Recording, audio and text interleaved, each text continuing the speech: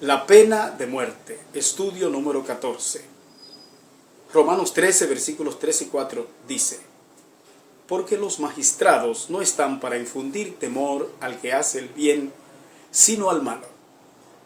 ¿Quieres pues no temer la autoridad? Haz lo bueno y tendrás alabanza de ella, porque es servidor de Dios para tu bien. Pero si haces lo malo, teme, porque no en vano lleva la espada, pues es servidor de Dios, vengador para castigar al que hace lo malo. Que el Señor bendiga su santa y bendita palabra. El concepto de la pena de muerte es algo latente en el lenguaje bíblico, pues Dios ha decretado la muerte del hombre por causa del pecado. Podríamos decir que esta es la pena de muerte por excelencia, pues en el caso de que la persona no se arrepienta antes de morir, entonces irá al infierno, que se define como muerte definitiva. O sea, la Biblia le llama muerte segunda. Apocalipsis capítulo 20, versículo 14. La pena de muerte no es un tema agradable, pero frente a las atrocidades que el ser humano ha demostrado que puede provocar, me parece justo que sea aplicada en ciertos crímenes. El concepto de castigo no es muy popular entre los que lidian con los asuntos de justicia, pues lo ven como una venganza. Pero sucede que el concepto de venganza es algo inherente en el alma humana, pues existe un reclamo de la misma sangre de las víctimas que lo exige. Dios ordena en este sentido que el creyente se acoja a la venganza del Señor, evitando de esta manera que se ejecute la justicia personal. Dice así: no os venguéis vosotros mismos, amados míos, sino dejad lugar a la ira de Dios. Porque escrito está: mía es la venganza, yo pagaré, dice el Señor. Romanos 12, 19. Creemos que el Estado administra la justicia divina cuando aplica la pena capital, y de esta manera apaga la llama de la venganza. Acerca del sentimiento de venganza de la sangre como algo intrínseco en el ser humano, en la Biblia tenemos dos casos que nos sirven de ejemplo. El primero se encuentra en el Antiguo Testamento y está relacionado con la muerte de Abel por parte de su hermano Caín. Y es de boca del propio Dios que viene la enseñanza. Dice así: y él le dijo: ¿qué has hecho? La voz de la sangre de tu hermano clama a mí desde la tierra. Génesis 4:10. Y el segundo caso se registra en el Nuevo Testamento, donde tenemos el concepto de la venganza mucho más ampliado. Lo encontramos en el episodio que nos muestra Juan en el Apocalipsis respecto del reclamo de las almas de los creyentes que han sido muertos por su fe. Dice la Biblia: y clamaban a gran voz diciendo: ¿hasta cuándo, Señor santo y verdadero, no juzgas y vengas nuestra sangre en los que moran en la tierra? Apocalipsis 6:10. En este grupo de santos, sin duda que está la voz del propio Abel, pues fue por causa de su fe en el Dios verdadero que él perdió su vida. Algunos piensan que el concepto de castigo para el que hace lo malo es un concepto arcaico. Pero la Biblia recalca de principio a fin, desde el Génesis hasta el Apocalipsis, la necesidad de aplicar una justicia retributiva contra el que viola la ley, sin descartar la justicia restaurativa. A pesar de que la balanza en los tiempos actuales se inclina mucho más hacia el lado de la justicia restaurativa, los sistemas de justicia penal existentes en el mundo se sustentan tanto en la justicia retributiva como en la justicia restaurativa. Se espera que haya un equilibrio entre ambos métodos, que procure, por un lado, el castigo y por el otro, la posibilidad de que uno que otro individuo pueda ser cambiado para bien de sí mismo y de la sociedad.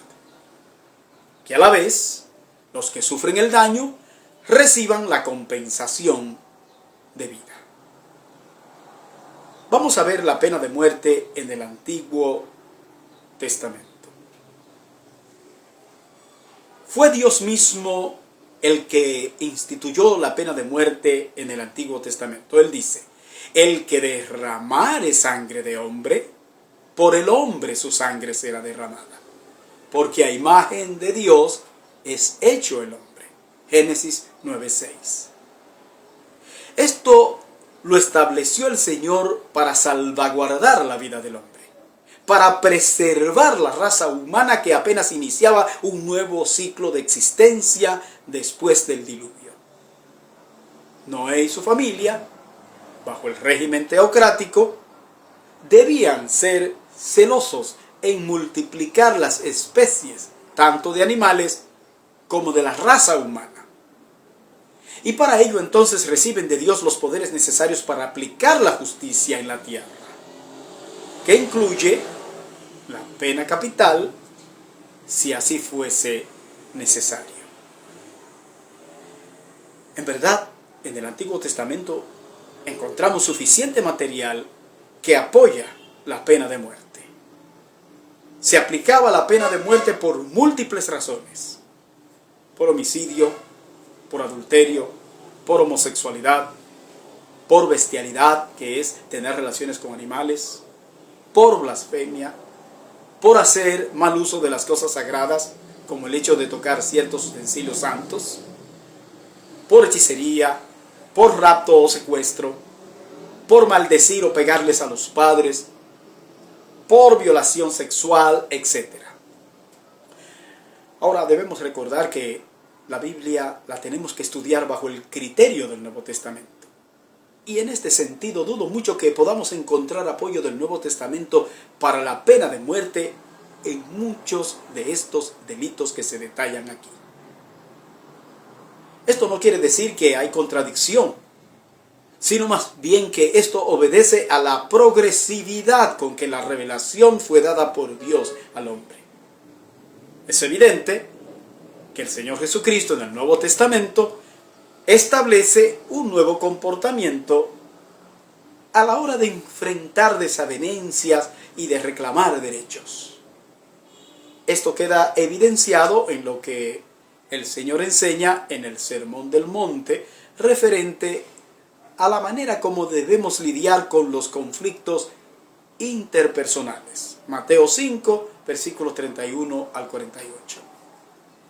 Ahora, esto de ninguna manera enseña que Jesús estuviera en contra de la pena de muerte de manera absoluta. La pena de muerte, que es el máximo castigo que se le aplica a una persona por cometer un crimen, ha tenido su evolución desde los tiempos más antiguos. En el principio, en el famoso Código de Hammurabi, que es el más antiguo código del que se tienen noticias, se aplicaba la pena de muerte con bastante ligereza. Una mujer podía ser sentenciada a morir ahogada si se comprobaba que ella era culpable de descuidar su relación matrimonial. Si un constructor hacía una casa con defecto, de tal manera que un hijo del dueño de la casa moría, un hijo suyo era sentenciado a morir en retribución. Otro ejemplo es que si un cirujano se equivocaba en una operación, entonces él podía perder incluso sus manos. Hasta el siglo XVIII la pena de muerte estuvo vigente en Inglaterra, uno de los países en donde se llegó a aplicar de forma brutal esta sentencia. Pues se llegó a ejecutar incluso a niños de 7 años, solo por el hecho de cortar un árbol. En Estados Unidos, desde que la pena capital fue reinstaurada en el año de 1977, 21 estados la han abolido legalmente. El último estado en abolirla legalmente fue New Hampshire el 30 de mayo de 2019. En Estados Unidos de América, la pena de muerte se aplica en casos como espionaje, genocidio, sicariato, traición o terrorismo. Pero casi todos los condenados a esta pena por la justicia federal han sido sentenciados por alguna forma de homicidio agravado. El método más común en los Estados Unidos de América desde 1976 para la aplicación de la pena capital es la inyección letal. Veamos la pena de muerte en el Nuevo Testamento. Ya hemos anotado que Jesucristo no estaba absolutamente en contra de la pena de muerte, pero por la manera como enseña que debemos enfrentar los conflictos interpersonales, queda claro que la pena de muerte sería el último recurso que el Señor apoyaría.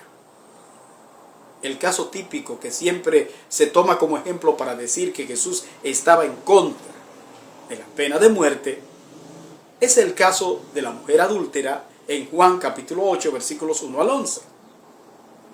Pero en este pasaje Jesús enfrenta duramente la hipocresía de sus enemigos, los cuales solo veían la paja en el ojo ajeno, siendo ellos mismos culpables. Así que no se debe utilizar este pasaje para decir que Jesús estaba en contra de la pena de muerte en todos los casos. No nos cabe la menor duda de que, pese a todo lo traumatizante que la pena de muerte puede llegar a ser para todos los involucrados, es un mal necesario para enfrentar ciertos actos que rayan en lo verdaderamente detestable. El apóstol Pablo presenta su tesis sobre el papel de la justicia humana en representación de la justicia divina en la tierra. Por eso creemos que Romanos 13:4 otorga poderes a los tribunales de justicia a fin de actuar con rigor en aquellas acciones malas que lo ameriten. En los países donde existe la pena de muerte, por lo general, se aplica para castigar crímenes que son verdaderamente horrendos. Muchas personas han criticado este proceder, indicando que esto no evita el que otros practiquen los mismos crímenes. Y es cierto. Pero a mi juicio, aunque bien pudiera ser un escarmiento para algunos el que se ejecute la pena de muerte, lo más importante aquí es el castigo en sí por causa del crimen cometido, independientemente de los resultados que tenga en los que pudieran tener intenciones criminales. Sabemos que el problema de la maldad del hombre reside dentro de su corazón. El deseo de hacer el mal está por encima de toda razón y domina la voluntad del hombre, haciéndole un esclavo de las bajas pasiones, sin importarle las consecuencias de fatalidades que sus malos actos pudieran traerle. Las disposiciones legales requieren el cumplimiento del castigo al margen de los resultados paralelos. Además, cuando la justicia castiga ejemplarmente el crimen, evita los sentimientos y acciones de venganza. En este sentido, la justicia realiza una labor de verdugo que cobra por la ofensa cometida y atiende asimismo la voz de la sangre que clama por vindicación, como en el caso de Abel, que clamaba ante el trono divino. Generalmente las personas que se oponen a la pena de muerte también se oponen a la formación de ejércitos para la guerra, a que haya policías y al uso de las armas en sentido general. Quienes piensan así nos están diciendo que vivimos en un paraíso perfecto, donde no cabe la maldad, y que por ende no debe haber quien la enfrente. Pero creemos que sin la represión del mal, ningún Estado podría subsistir. Aún Dios tuvo que echar del cielo con violencia, haciendo uso de sus ejércitos, al que se constituyó príncipe del mal en las regiones celestiales, según nos anota Isaías 14, versículos 12 al 15. Dios mismo es llamado en la Biblia Jehová de los ejércitos. Primer libro de Samuel 17:45. La realidad es que hay fuerzas espirituales que combaten en la oscuridad, motivando el mal y propiciando la violencia. Efesios 6:12. En este sentido, los gobiernos deberían tomar, como dice la Biblia, toda la armadura de Dios para ir contra el mal. Porque sin Dios no es posible destruir la maldad. Como dice el Salmo 127:1. Si Jehová no guardara la ciudad, en vano vela la guardia. Así que la iglesia tiene el deber de orar por los que están en eminencia, por el presidente y por los funcionarios, para que podamos vivir en relativa calma hasta que Jesús venga, como dice Pablo en 1 Timoteo 2, versículos 1 y 2. El crimen solo prospera en una sociedad donde los que están llamados a combatirlo hacen causa común con los criminales. Finalmente, la pena de muerte permite una oportunidad para el arrepentimiento. Es cierto que Dios no quiere la muerte del impío, según Ezequiel 33:11, pero por causa de la maldad del hombre sobre la tierra, Dios otorga el derecho de establecer la pena de muerte en casos especiales. Al mismo tiempo, creemos que la pena capital debe ser aplicada tomando en cuenta todos los rigores necesarios para evitar que un inocente sea ejecutado. Se debe tomar todo el tiempo que sea necesario para llegar a tal veredicto, y que quienes tengan en sus manos llegar a tal conclusión sean lo suficientemente conscientes de lo que tienen entre manos.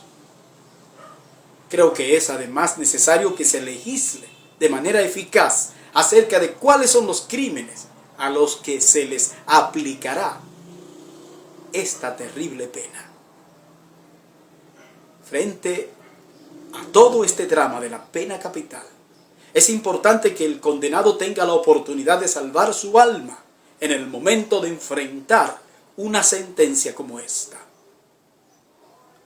La iglesia tiene el deber de estar atenta a las necesidades espirituales de una persona que ha sido condenada a muerte, para poder así asistirle de manera oportuna, a fin de que pueda reconciliarse con Dios, que se pueda reconciliar con los familiares de la víctima antes de partir de este mundo. Y aquí juega entonces un papel muy importante el pastor consejero para llevar al condenado a los pies de Cristo.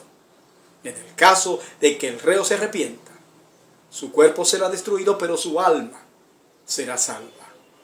Es aquí donde el misterio del Evangelio alcanza una expresión extraordinaria. No podemos dejar de mencionar aquí a un gran protagonista en esta serie de estudios, que es el ladrón arrepentido. Recordemos que él mismo reconoció que merecía su castigo, lo cual corroboraba su arrepentimiento. Él dice: nosotros a la verdad justamente padecemos porque recibimos lo que merecieron nuestros hechos. Mas este ningún mal hizo, y dijo a Jesús: acuérdate de mí cuando vengas en tu reino. Lucas 23, versículos 41 y 42. El otro ladrón condenado a muerte tenía la misma oportunidad de arrepentirse y ser salvo, pero no lo hizo. Cerró su corazón a Cristo hasta el último momento de su vida. No tuvo fe, como la tuvo el ladrón arrepentido, para reconocer a Cristo como el Mesías.